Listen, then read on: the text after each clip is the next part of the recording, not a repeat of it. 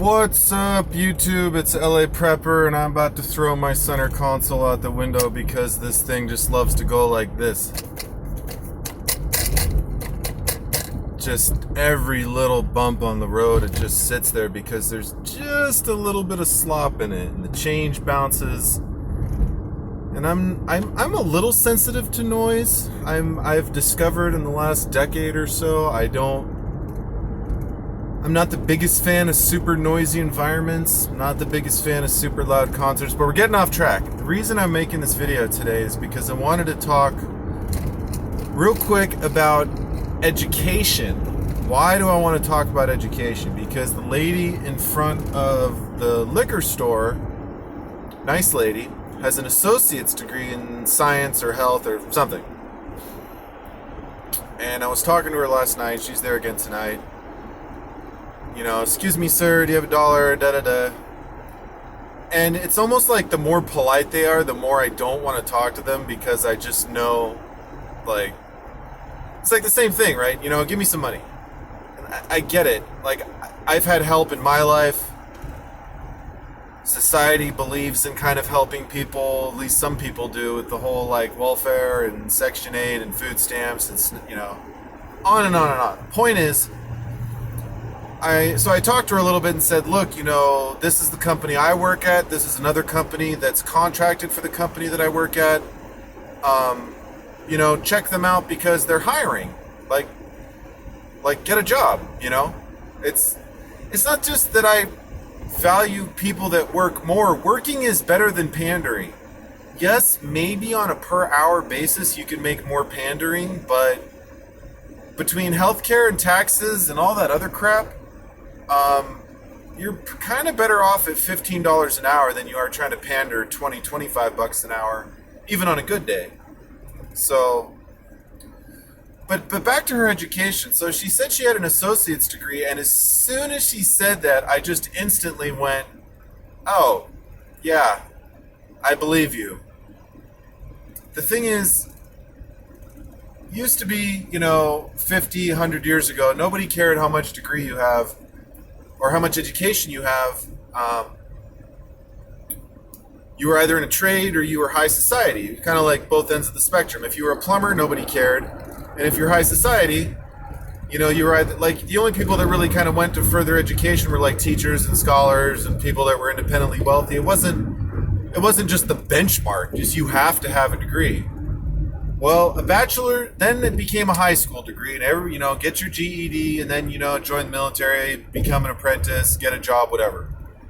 Then the associate's degree, I don't know if the associate's degree was ever really a real degree. I think it's just something colleges use to kind of call it a degree. It really, in my opinion, there should be no such thing as an associate's degree. It's basically like a half-assed degree. It's not really good for anything except sort of beating out by a fucking, you know, a mouse hair somebody who doesn't have an associate's degree. But I guarantee you, if somebody else is better qualified for the job and doesn't have a degree, and you're not as well qualified for the job but you do have a degree, they'll probably choose them. Today it's about finding someone that's a perfect fit, and it's not always about finding the most capable individual. Sometimes employers want losers because losers don't ask for promotions. Losers don't demand raises. Losers don't complain about every single thing that's dysfunctional about the place of work. So sometimes it's nice to hire losers because they're easy to work with. That's a revelation that's also taken me over a decade to realize. I guess with age comes wisdom. So back to this lady who has the associate's degree. Why am I making this video?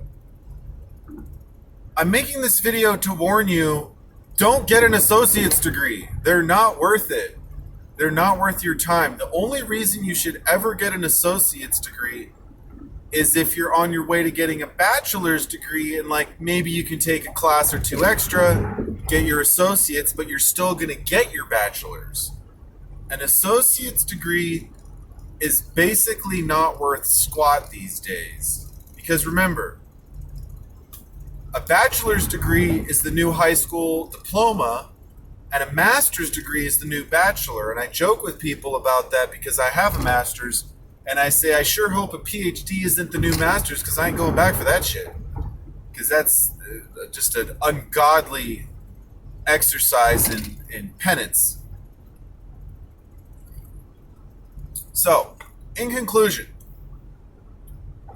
if you're not making enough money or don't have enough money, you either need to win the lottery, hope one of your grandparents dies, or get a better job. And if you want a better job, if you're not going to do something based on skill, there's a lot of jobs based on skill. I've had many of them. Paralegal, real estate, construction. You don't need a degree for any of those jobs. And I didn't have a degree for most of the time I worked in those different fields. But if you are going to get a degree, get a real degree. Unless you're the next Michelangelo or Taylor Swift, try to stay away from the liberal arts. If you are passionate about art, and there's nothing you like more in the world than Chinese literature, get a degree in Chinese literature and devote your life to it and enjoy it. Enjoy your life. If you are not passionate or innately talented in the liberal arts, get a real goddamn degree, get a real goddamn job, and don't spend your nights in front of the liquor store asking people who work 50 hours a week for $1 because they probably don't want to give you one. Not because they think you're a bad person or you're not deserving of help, but because they know that these days $1 really doesn't do shit.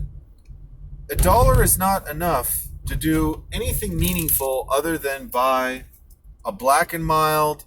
$1 won't even get you a shot of liquor. Oh, kind of pronunciation came out a little weird on that, but I've been watching too much of The Expanse. Not that you can ever watch too much of an amazing show. But yes, so get a real degree. If you need a job, I might do a short series. Actually, now would be a really good time to do a short little series on how to find a job because I'm not terrible at finding work. I've found several jobs in my lifetime in sort of bad economies. When I got this job, the economy was doing okay. Trump 2020.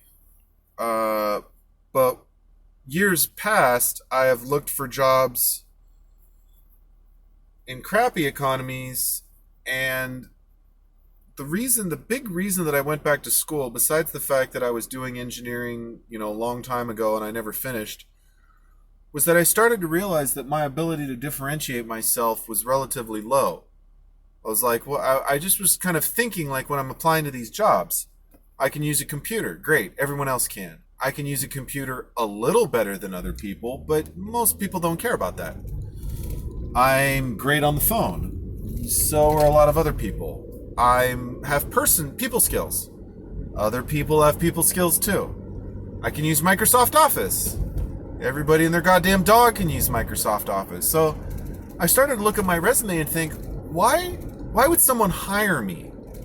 Me specifically, not why am I qualified for the job, but why would someone hire me?